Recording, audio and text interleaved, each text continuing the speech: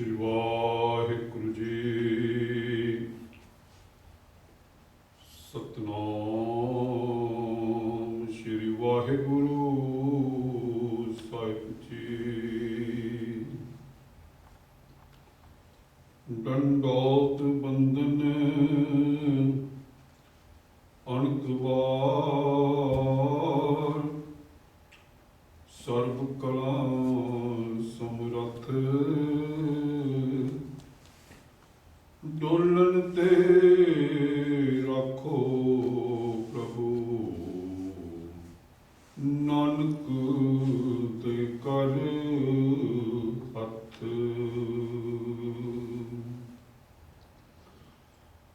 ਬਾਣੀ ਬਿਰਲੋ ਵਿਚਾਰਸੀ, ਜੇ ਕੋ ਗੁਰਮੁਖ ਹੋਏ ਇਹ ਬਾਣੀ ਮਹਾਂਪੁਰਖ ਕੀ, ਨਿਜ ਕਰ ਵਸਾ ਹੋਏ। ਇਹ ਬਾਣੀ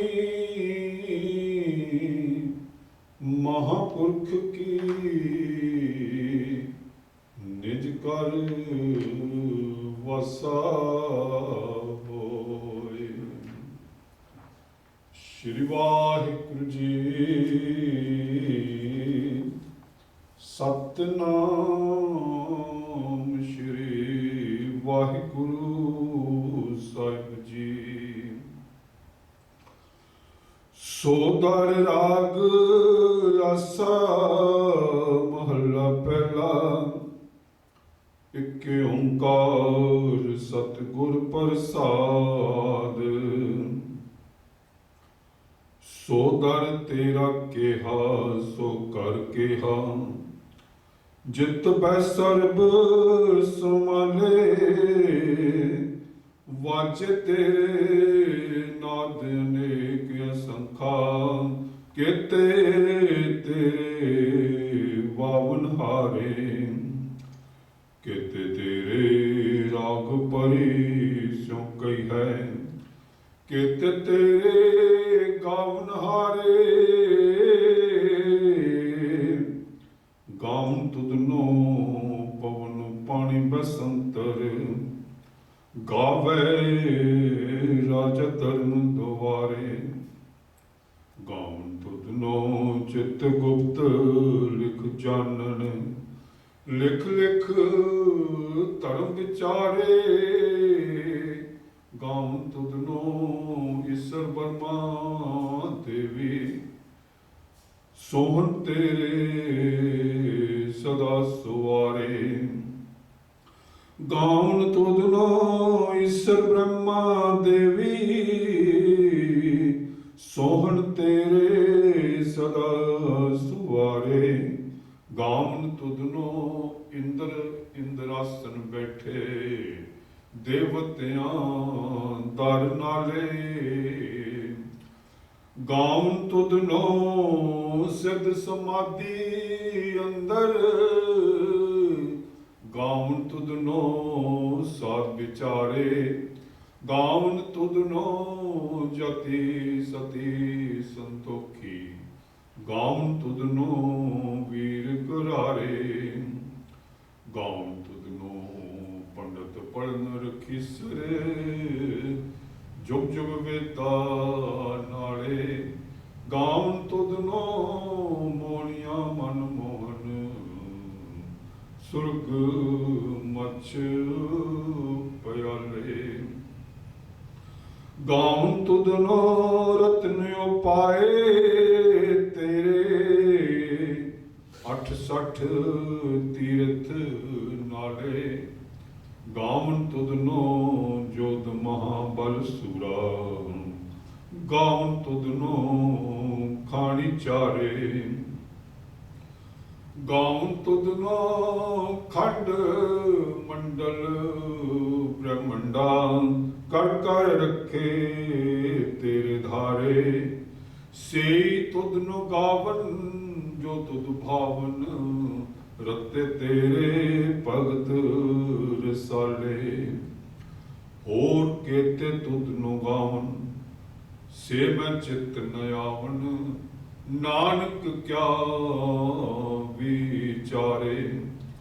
सोई सोई सदा सच साहिब, साचा साची नाई, है बेहोसी जन जासी, रचना जिन रचाई। रंगी रंगी पाति कर कर जिनसी, माया जिन उपाई। कर कर देखे कीता अपना, जो तिस दी वड्याई। जो तिस भावे सोई करसी, फिर हुक्म न करना जाई। सो पात साहो साहा पात साहिब, नानक रहन रचाई।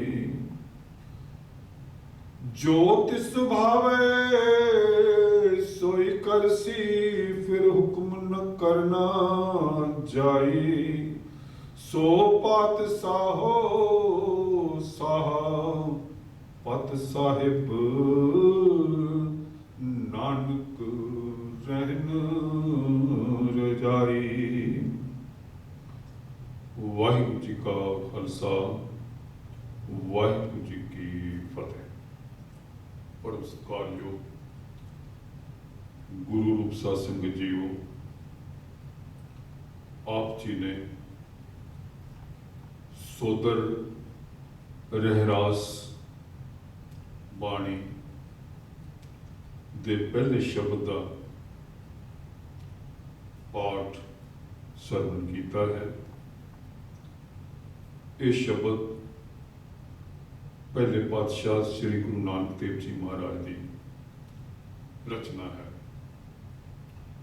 श्री गुरु ग्रंथ साहब जी महाराज विखे ये शब्द 3 बार अंकित होया है। एक बार राग आसा विच, एक बार इत्थे सोदर दी बाणी दे आरंभक शब्द वजों, अते इस तरह ही जपजी साहिब विखे भी एक पौड़ी के रूप में यह शब्द अंकित होया है। भावें राग आसा अते सोदर दे शब्दां नालों जपजी साहिब वाली पौड़ी विच थोड़ा जिहा पाठ भेद है, पर अर्थ की दृष्टि तो कोई अंतर नहीं है, कोई फर्क नहीं है। इस शब्द विच श्री गुरु नानक देव जी महाराज ने उस अकाल पुरख की वाहिगुरु की बेअंतता अते अनंतता का बड़े ही खूबसूरत अते व्यापक ढंग के नाल वर्णन किया है। शब्द की हर पंक्ति तो इंज महसूस होता है कि सतगुरु जी इमेजिनेशन दे उच्चे मंडलों विच विचर के उस प्रभु दे गुण गायन कर रहे हैं अते बड़ी ही प्रेम भरी भाषा दे विच ये कह रहे हैं कि हे प्रभु, जिथे तुसी निवास करते हो उस स्थान कितना अलौकिक होएगा, कितना सुंदर होएगा। हे प्रभु, इस सृष्टि विच, इस कायनात विच, इस ब्रह्मंड विच हर चीज़ तुहाडे गुण गा रही है, तुहाडी बेअंतता का जिक्र कर रही है, तुहाडे अगे सिर नवा रही है, नमस्कार कर रही है। शब्द आरंभ करते हैं। ਸੋਦਰ ਰਾਗ ਆਸਾ ਮਹਲਾ ਪਹਿਲਾ। ਸੋਦਰ ਬਾਣੀ ਦਾ ਸਿਰਲੇਖ ਹੈ। ਆਸਾ ਮਹਲਾ ਪਹਿਲਾ। ਆਸਾ ਰਾਗ ਵਿੱਚੋਂ ਪਹਿਲੇ ਮਹਲੇ ਦਾ ਸ਼ਬਦ ਹੈ। ਇੱਕ ਓਂਕਾਰ ਸਤਿਗੁਰ ਪ੍ਰਸਾਦ। ਇੱਕ ਓਂਕਾਰ, ਉਹ ਅਕਾਲ ਪੁਰਖ ਇੱਕ ਹੈ। ਸਤਿਗੁਰ ਪ੍ਰਸਾਦ ਅਤੇ ਸਤਿਗੁਰੂ ਦੀ ਬਖਸ਼ਿਸ਼, ਪ੍ਰਸਾਦ ਮੈਨੇ ਬਖਸ਼ਿਸ਼, ਕਿਰਪਾ ਦੇ ਨਾਲ ਉਸ ਦੀ ਪ੍ਰਾਪਤੀ ਹੁੰਦੀ ਹੈ। ਸਤਿਗੁਰੂ ਜੀ ਲਿਖ ਰਹੇ ਹਨ, ਉਸ ਪ੍ਰਭੂ ਨੂੰ ਸੰਬੋਧਨ ਕਰਕੇ ਕਹਿ ਰਹੇ, ਸੋਦਰ ਤੇਰਾ ਕਿਹਾ। ਇਹ ਪ੍ਰਭੂ ਜਿੱਥੇ ਤੁਸੀਂ ਨਿਵਾਸ ਕਰਦੇ ਹੋ, ਤੁਹਾਡਾ ਉਹ ਦਰ, ਤੁਹਾਡਾ ਉਹ ਦਰਵਾਜ਼ਾ, ਤੁਹਾਡਾ ਉਹ ਸਥਾਨ ਕਿਹੋ ਜਿਹਾ ਹੋਏਗਾ। ਸੋ ਕਰ ਕਿਹਾ, ਤੁਹਾਡਾ ਉਹ ਘਰ ਕਿਹੋ ਜਿਹਾ ਹੋਏਗਾ। ਜਿਤ ਬੈ ਸਰਬ ਸੰਭਾਲੇ, ਜਿੱਥੇ ਬੈਠ ਕੇ ਤੁਸੀਂ ਸਾਰਿਆਂ ਨੂੰ, ਸਾਰੇ ਸੰਸਾਰ ਦੀ ਸੰਭਾਲ ਕਰਦੇ ਹੋ, ਇਸ ਸ੍ਰਿਸ਼ਟੀ ਦੇ ਪ੍ਰਬੰਧ ਨੂੰ ਚਲਾਉਂਦੇ ਹੋ, ਤੁਹਾਡਾ ਉਹ ਸਥਾਨ ਕਿਹੋ ਜਿਹਾ ਹੋਏਗਾ। ਵਾਜੇ ਤੇਰੇ ਨਾਦ ਅਨੇਕ ਅਸੰਖਾ। ਇਹ ਪ੍ਰਭੂ ਤੁਹਾਡੇ ਉਸ ਘਰ ਵਿੱਚ, ਤੁਹਾਡੇ ਉਸ ਦਰ ਉੱਤੇ ਅਨੇਕਾਂ ਹੀ ਨਾਦ ਸੰਗੀਤ ਹੁੰਦੇ ਹੋਣਗੇ, ਅਨੇਕਾਂ ਹੀ ਵਾਜੇ ਵਜਾਉਣ ਵਾਲੇ ਹੋਣਗੇ, ਅਨੇਕਾਂ ਹੀ ਖੁਸ਼ੀਆਂ ਕਰਨ ਵਾਲੇ ਹੋਣਗੇ। ਕਿਤ ਤੇਰੇ ਵਾਵਨਹਾਰੇ, ਅਤੇ ਉਹਨਾਂ ਵਾਜਿਆਂ ਨੂੰ ਵਜਾਉਣ ਵਾਲੇ ਕਿਤਨੇ ਹੀ ਰਾਗੀ, ਵਾਵਨਹਾਰੇ ਰਾਗੀ ਉੱਥੇ ਮੌਜੂਦ ਰਹਿੰਦੇ ਹੋਣਗੇ। ਕਿਤ ਤੇਰੇ ਰਾਗ ਪਰੀ ਸਿਓ ਕਈ ਹੈ। हे ਪ੍ਰਭੂ, ਤੂੰ ਕਿਤਨੇ ਕੁ ਰਾਗ ਪੈਦਾ ਕੀਤੇ ਹਨ, ਜਿਹੜੇ ਪਰੀਆਂ ਸਮੇਤ, ਆਪਣੀਆਂ ਰਾਗਣੀਆਂ ਸਮੇਤ ਤੇਰੇ ਗੁਣ ਗਾਇਨ ਕਰਦੇ ਹਨ। ਉਹਨਾਂ ਦਾ ਕੀ ਵਰਣਨ ਕਰੀਏ, ਉਹ ਕਿੰਨੇ ਹਨ। ਕਿਤੇ ਤੇਰੇ ਰਾਗ ਪਰੀ ਸਿਉ ਕਈ ਹੈ, ਕਿਤੇ ਤੇਰੇ ਗਾਵਨਹਾਰੇ।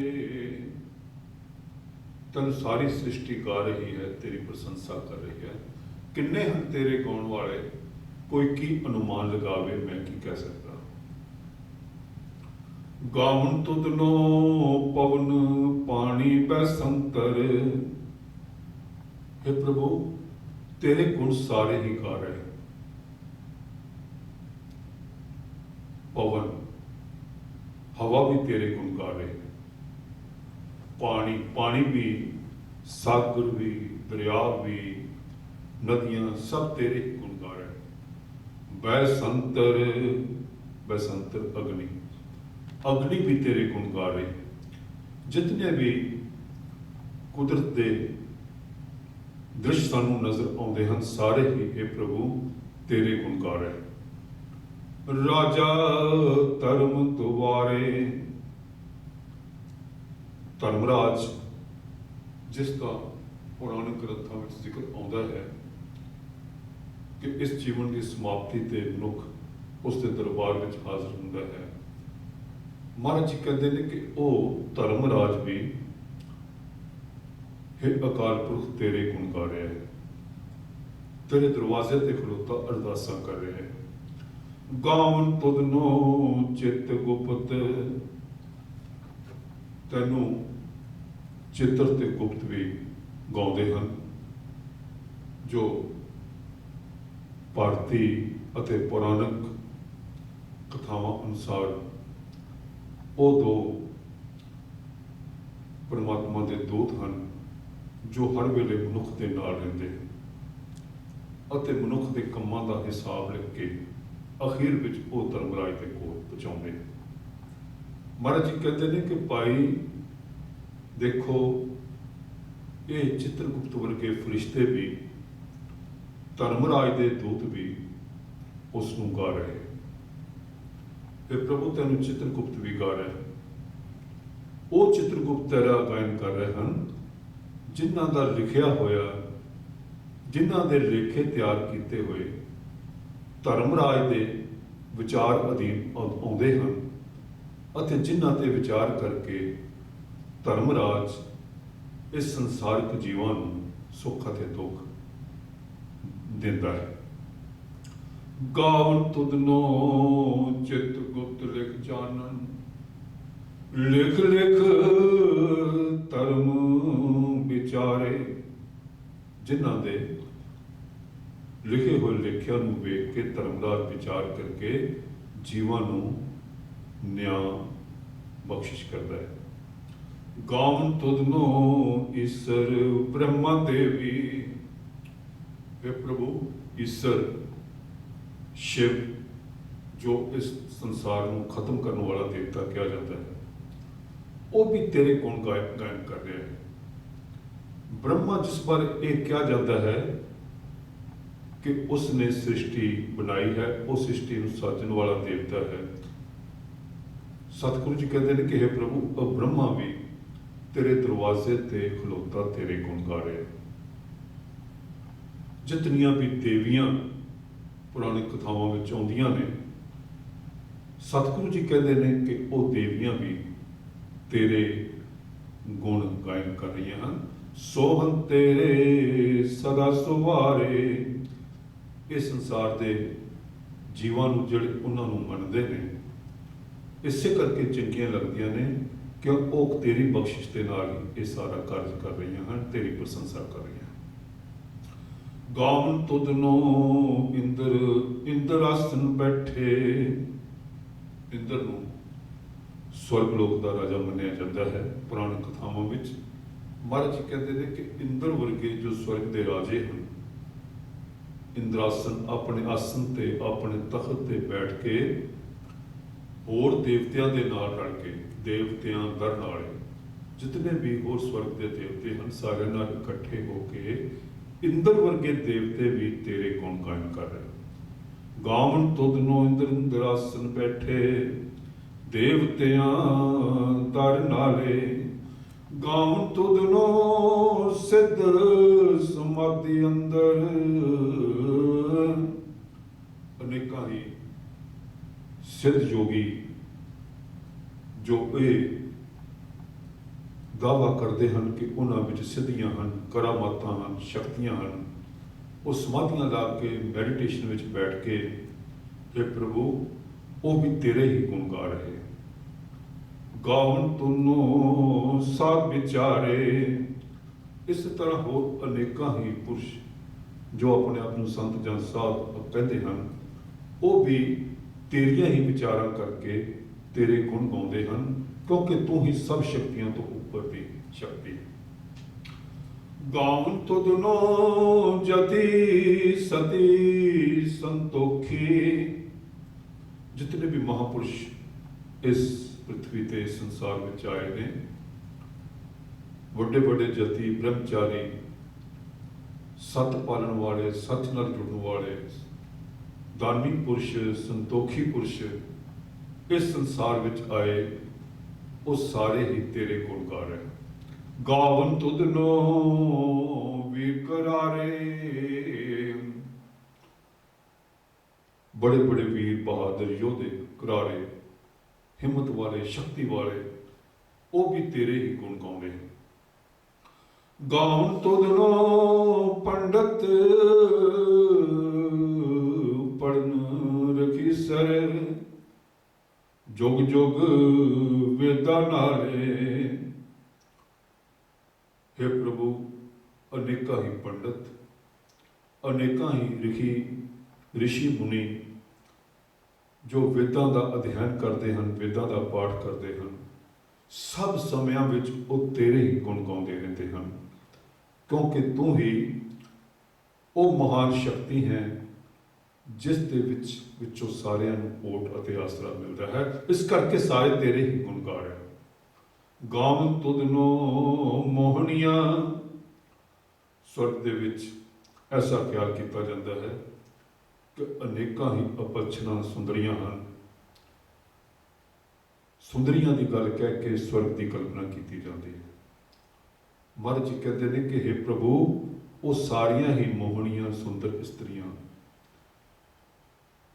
जड़ियां कि मन नूं मोह लैण वालियां हैं, ਕੇਵਲ ਸੁਰਗ ਵਿੱਚ ਹੀ ਨਹੀਂ, ਸੁਰਗ ਮੱਛ ਮੈਨੇ ਮਾਤ ਲੋਕ ਵਿੱਚ, ਇਸ ਧਰਤੀ ਤੋਂ ਪਿਆਲੇ ਪਤਾਲ ਲੋਕ ਵਿੱਚ, ਇਸ ਧਰਤੀ ਤੋਂ ਜੋ ਹੇਠ ਵਾਲੀ ਧਰਤੀ ਉਹ ਪਤਾਲ, ਸਭ ਧਰਤੀਆਂ ਤੇ ਜਿਤਨੀਆਂ ਵੀ ਸੁੰਦਰੀਆਂ ਹਨ, ਮਨ ਨੂੰ ਮੋਹਣ ਵਾਲੀਆਂ ਇਸਤਰੀਆਂ ਹਨ, हे ਪ੍ਰਭੂ ਉਹ ਵੀ ਤੇਰੇ ਹੀ ਗੁਣ ਗਾ ਰਹੀਆਂ ਹਨ, ਕਿਉਂਕਿ ਆਖਰ ਸਭ ਨੂੰ ਤੇਰੇ ਹੀ ਦਰ ਦੇ ਉੱਤੇ ਨਮਸਕਾਰ ਕਰਨੀ ਪੈਂਦੀ।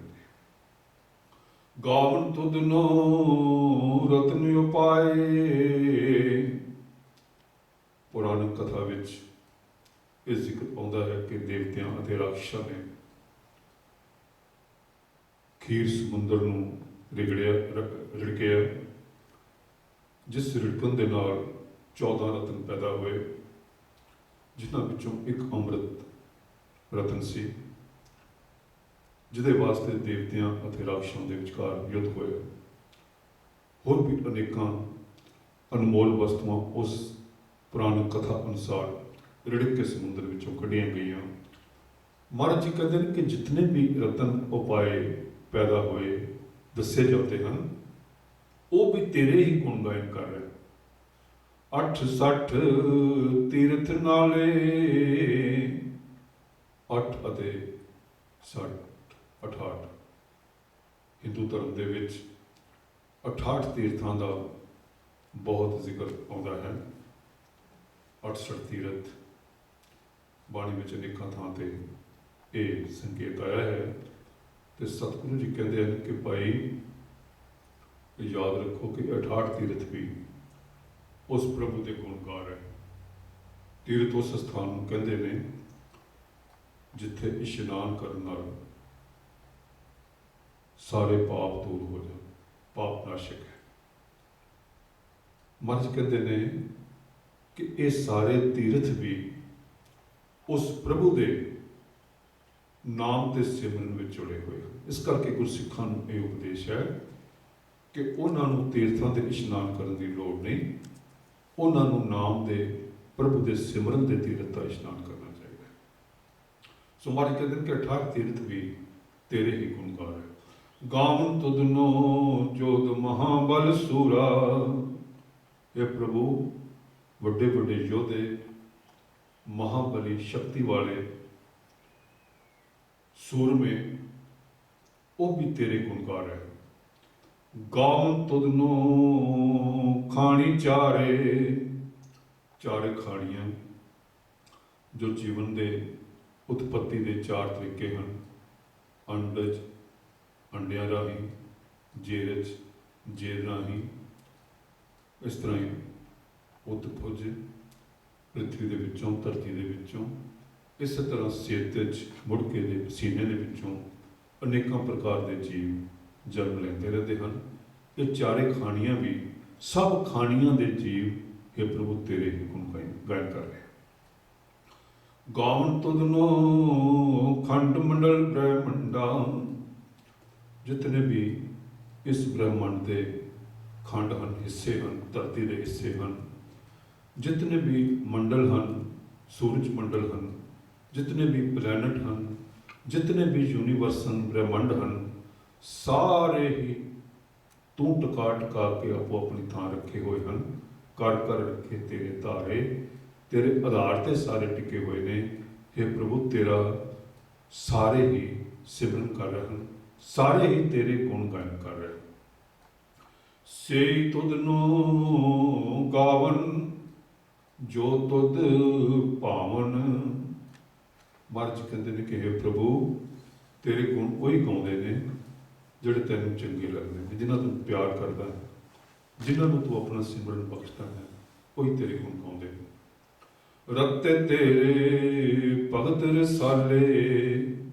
ਤੇਰੇ ਅਨੇਕਾਂ ਹੀ ਭਗਤ ਤੇਰੇ ਰੰਗ ਵਿੱਚ ਰੰਗੇ ਹੋਏ, ਤੇਰੇ ਪ੍ਰੇਮ ਦਾ ਰਸ ਮਾਣਦੇ ਹੋਏ, ਆਨੰਦ ਮਾਣਦੇ ਹੋਏ ਤੇਰੇ ਗੁਣ ਗਾਇਨ ਕਰ ਰਹੇ ਹਨ।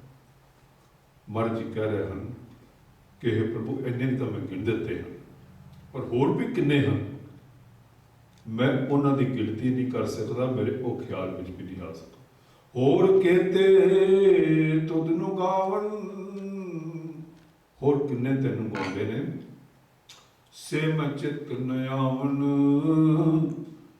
ਮੈਨੂੰ ਯਾਦ ਨਹੀਂ ਆ ਰਿਹਾ, ਮੈਨੂੰ ਪਤਾ ਨਹੀਂ, ਮੈਂ ਗਿਣਤੀ ਨਹੀਂ ਕਰ ਸਕਦਾ।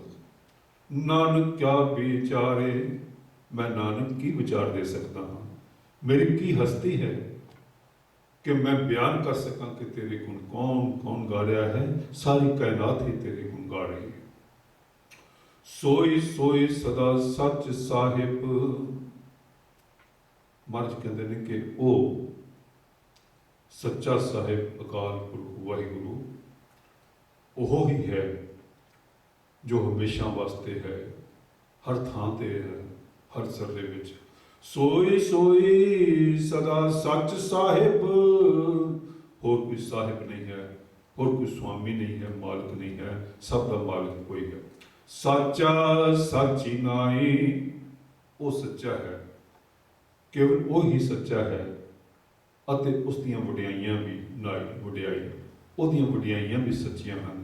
ਜਿਹੜੇ ਉਹਦੇ ਨਾਲ ਜੁੜੇ ਹਨ ਉਹ ਸੱਚੇ ਹਨ, ਕਿਉਂਕਿ ਉਹ ਸੱਚੇ ਨਾਲ ਜੁੜ ਗਿਆ ਹੈ। ਵੀ ਹੋਸੀ ਜਾਇ ਨ ਜਾਸੀ, ਉਹ ਸੱਚਾ ਸਾਹਿਬ ਹਮੇਸ਼ਾ ਹਮੇਸ਼ਾ ਰਹਿਣ ਵਾਲੀ ਹਸਤੀ ਹੈ, ਸ਼ਕਤੀ ਹੈ, ਅੱਜ ਵੀ ਹੈ ਵੀ ਹੋਸੀ। ਆਉਣ ਵਾਲੇ ਸਮਿਆਂ ਵਿੱਚ ਵੀ ਉਹੀ ਹੋਵੇਗਾ। ਆਦਿ ਸੱਚ, ਜੁਗਾਦ ਸੱਚ, ਹੈ ਵੀ ਸੱਚ, ਨਾਨਕ ਹੋਸੀ ਵੀ ਸੱਚ। ਮਹਾਰਾਜ ਜੀ ਕਹਿ ਰਹੇ ਹਨ, ਹੈ ਵੀ ਹੋਸੀ ਜਾਇ ਨ ਜਾਸੀ। ਉਹ ਕਦੀ ਜਾਂਦਾ ਨਹੀਂ, ਕਦੀ ਖਤਮ ਨਹੀਂ ਹੁੰਦਾ, ਨਾ ਜਾਏਗਾ ਕਦੀ।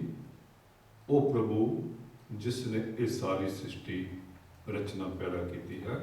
ਰਚਨਾ ਜਿਨ ਰਚਾਈ, ਜਿਸ ਨੇ ਇਹ ਸਾਰਾ ਸੰਸਾਰ ਉਪਾਇਆ ਹੈ, ਪੈਦਾ ਕੀਤਾ ਹੈ, ਉਹ ਹਮੇਸ਼ਾ ਰਹਿਣ ਵਾਲੀ ਸਥਿਰ ਹਸਤੀ ਹੈ। ਉਹ ਕਦੀ ਵੀ ਖਤਮ ਨਹੀਂ ਹੁੰਦੀ। ਰੰਗੀ ਰੰਗੀ ਭਾਂਤੀ ਕਰ ਕਰ,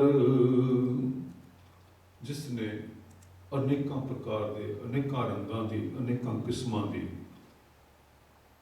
ਮਾਇਆ ਅਤੇ ਜਿਨਸਾਂ, ਹੋਰ ਚੀਜ਼ਾਂ ਜਿਹੜੀਆਂ ਨੇ ਉਹ ਰੰਗੀ ਰੰਗੀ ਭਾਂਤੀ ਕਰ ਕਰ ਜਿਨਸੀ, ਅਨੇਕ ਪ੍ਰਕਾਰ ਦੀਆਂ ਵਸਤੂਆਂ ਸੰਸਾਰ ਵਿੱਚ ਪੈਦਾ ਕੀਤੀਆਂ ਹਨ। ਮਾਇਆ ਜਿਨ ਉਪਾਈ, ਇਹ ਸਾਰੀ ਜੋ ਖੇਡ ਹੈ, ਸੰਸਾਰ ਦੀ ਖੇਡ ਹੈ, ਬ੍ਰਹਮੰਡ ਦੀ ਖੇਡ ਹੈ। ਸਤਿਗੁਰੂ ਜੀ ਕਹਿੰਦੇ ਹਨ ਕਿ ਇਹ ਸਾਰੀ ਮਾਇਆ ਉਹਦੀ ਹੀ ਪੈਦਾ ਕੀਤੀ ਹੋਈ ਹੈ। ਕਰ ਕਰ ਦੇਖੇ ਕੀਤਾ ਆਪਣਾ, ਜੋ ਕੁਝ ਉਸਨੇ ਬਣਾਇਆ ਹੈ ਉਸ ਨੂੰ ਬਣਾਉਣ ਪਿੱਛੋਂ ਕਰ ਕਰਕੇ ਬਣਾ ਕੇ ਫਿਰ ਵੇਖਦਾ ਵੀ ਹੈ ਕਿ ਇਸ ਸ੍ਰਿਸ਼ਟੀ ਕਿਸ ਤਰ੍ਹਾਂ ਚੱਲ ਰਹੀ ਹੈ, ਇਹਦੀ ਸੰਭਾਲ ਵੀ ਕਰਦਾ ਹੈ। ਕਰ ਕਰ ਦੇਖੇ ਕੀਤਾ ਆਪਣਾ, ਜੋ ਤਿਸ ਦੀ ਵਡਿਆਈ। ਜਿਵੇਂ ਉਸਦਾ ਵਡੱਪਨ ਹੈ, ਉਹਦੀ ਵਡਿਆਈ ਹੈ, ਉਹਦੀ ਇੱਛਾ ਹੈ, ਉਹਦੀ ਮਰਿਆਦਾ ਹੈ, ਉਹ ਸਾਰੀਆਂ ਚੀਜ਼ਾਂ ਨੂੰ ਵੇਖਦਾ ਵੀ ਰਹਿੰਦਾ ਹੈ। ਉਹਦੀਆਂ ਉਹੀ ਜਾਣਦਾ ਹੈ, ਉਹਦੀਆਂ ਵਡਿਆਈਆਂ ਦਾ ਅਨੁਮਾਨ ਉਹੀ ਲਗਾ ਸਕਦਾ ਹੈ, ਦੁਨੀਆ ਦੇ ਮਨੁੱਖ ਨਹੀਂ ਲਗਾ ਸਕਦਾ। ਜੋ ਤਿਸ ਭਾਵੈ ਸੋਈ ਕਰਸੀ, ਸ਼ਬਦ ਦੀਆਂ ਅੰਤਲੀਆਂ ਪੰਕਤੀਆਂ ਵਿੱਚ ਸਤਿਗੁਰੂ ਜੀ ਫਰਮਾ ਰਹੇ ਹਨ ਕਿ ਉਸ ਪ੍ਰਭੂ ਦੀ ਜੋ ਵੀ ਮਰਜ਼ੀ ਹੈ ਉਹੀ ਸੰਸਾਰ ਵਿੱਚ ਹੁੰਦਾ ਹੈ। ਜੋ ਉਹਨੂੰ ਚੰਗਾ ਲੱਗਦਾ ਹੈ ਉਹੀ ਹੁੰਦਾ ਹੈ। ਉਹਦੀ ਮਰਜ਼ੀ ਨੂੰ ਕੋਈ ਟਾਲ ਨਹੀਂ ਸਕਦਾ, ਉਹਦਾ ਕੋਈ ਵਿਰੋਧ ਨਹੀਂ ਕਰ ਸਕਦਾ, ਉਹਨੂੰ ਕੋਈ ਤਬਦੀਲ ਨਹੀਂ ਕਰ ਸਕਦਾ। ਜੋ ਤਿਸ ਪਾਵੈ ਸੋਈ ਕਰਸੀ, ਉਹ ਉਹੋ ਹੀ ਕਰੇਗਾ ਜੋ ਉਹਨੂੰ ਪਾਉਂਦਾ ਹੈ, ਚੰਗਾ ਲੱਗਦਾ ਹੈ। ਫਿਰ ਹੁਕਮ ਨ ਕਰਨਾ ਜਾਈ, ਉਹਦੇ ਕੀਤੇ ਉੱਤੇ ਫਿਰ ਮੁੜ ਕੇ ਕੋਈ ਹੁਕਮ ਨਹੀਂ ਕਰ ਸਕਦਾ, ਉਹਦੇ ਕੀਤੇ ਨੂੰ ਕੋਈ ਤਬਦੀਲ ਨਹੀਂ ਕਰ ਸਕਦਾ। ਉਹ ਅੰਤਮ ਸ਼ਕਤੀ ਹੈ, ਉਹਦਾ ਹੁਕਮ ਅੰਤਮ ਹੈ, ਉਹਦਾ ਫਰਮਾਨ ਜਿਹੜਾ ਹੈ ਉਹ ਸਲਾਮਤ ਹੈ, ਉਹਦੇ ਵਿੱਚ ਕੋਈ ਤਬਦੀਲੀ ਨਹੀਂ ਕਰ ਸਕਦਾ। ਆਖਰੀ ਪੰਕਤੀ ਵਿੱਚ ਮਹਾਰਾਜ ਜੀ ਉਸ ਅਕਾਲ ਪੁਰਖ ਦੀ ਵਡਿਆਈ ਦਾ ਬੜੇ ਹੀ ਖੂਬਸੂਰਤ ਸ਼ਬਦਾਂ ਵਿੱਚ ਜ਼ਿਕਰ ਕਰ ਰਹੇ ਹਨ। ਸੋ ਪਾਤਸ਼ਾਹੋ, ਉਹ ਪਾਤਸ਼ਾਹ ਹੈ, ਉਹ ਐਂਪਰਰ ਹੈ। ਜਿਵੇਂ ਦੇਸ਼ਾਂ ਦੇ ਰਾਜੇ ਹੁੰਦੇ ਨੇ, ਉਹ ਸਾਰੇ ਬ੍ਰਹਿਮੰਡ ਦਾ, ਸਾਰੀ ਕਾਇਨਾਤ ਦਾ, ਸਾਰੀ ਸ੍ਰਿਸ਼ਟੀ ਦਾ ਪਾਤਸ਼ਾਹ ਹੈ। ਸੋ ਪਾਤਸ਼ਾਹੋ ਸਾਹਾ ਪਤ ਸਾਹਿਬ, ਪਤ ਸਾਹਿਬ ਮਾਲਕ, ਪਤੀ, ਉਹ ਪਾਤਸ਼ਾਹਾਂ ਦਾ ਵੀ ਪਾਤਸ਼ਾਹ ਹੈ, ਸਾਰੇ ਬ੍ਰਹਿਮੰਡ ਦਾ ਉਹ ਮਾਲਕ ਹੈ, ਉਸ ਤੋਂ ਉੱਪਰ ਹੋਰ ਕੋਈ ਚੀਜ਼ ਨਹੀਂ। ਨਾਨਕ ਰਹਿਨ ਰਜਾਈ, ਨਾਨਕ ਜੀ ਕਹਿ ਰਹੇ ਹਨ ਕਿ ਇਹ ਸੰਸਾਰ ਦੇ ਮਨੁੱਖੋ, ਉਹਦੀ ਰਜ਼ਾ ਵਿੱਚ ਆਓ, ਉਹਦੇ ਹੁਕਮ ਵਿੱਚ ਰਹੋ। ਜੋ ਕੁਝ ਵੀ ਉਹ ਕਰ ਰਿਹਾ ਹੈ ਉਹਦੇ ਅੱਗੇ ਸਿਰ ਨਵਾਓ। ਜਿਵੇਂ ਸਾਰੀ ਕਾਇਨਾਤ ਉਹਦੇ ਗੁਣ ਗਾ ਰਹੀ ਹੈ, ਤੁਸੀਂ ਵੀ ਉਹਦੇ ਗੁਣ ਗਾਓ, ਉਹਦੇ ਨਾਮ ਨਾਲ ਜੁੜੋ, ਉਹਦੇ ਸਿਮਰਨ ਨਾਲ ਜੁੜੋ। ਜੇ ਜੁੜੋਗੇ ਤਾਂ ਤੁਸੀਂ ਉੱਚੀ ਆਤਮਿਕ ਅਵਸਥਾ ਪ੍ਰਾਪਤ ਕਰੋਗੇ, ਉਸ ਸੱਚੇ ਪਾਤਸ਼ਾਹ ਦੇ ਨਾਲ ਜੁੜੋਗੇ। ਦੁਨਿਆਵੀ ਚੀਜ਼ਾਂ ਨੂੰ, ਮਾਇਆ ਦੀ ਜੋ ਆਕਰਸ਼ਣ ਹਨ, ਉਹਨਾਂ ਨੂੰ ਤਿਆਗੋ, ਉਸ ਅਕਾਲ ਪੁਰਖ ਸੱਚੇ ਸਾਹਿਬ ਦੇ ਨਾਲ ਜੁੜੋ। ਹੁਕਮ ਰਜਾਈ ਚੱਲਣਾ, ਨਾਨਕ ਲਿਖਿਆ ਨਾਲ।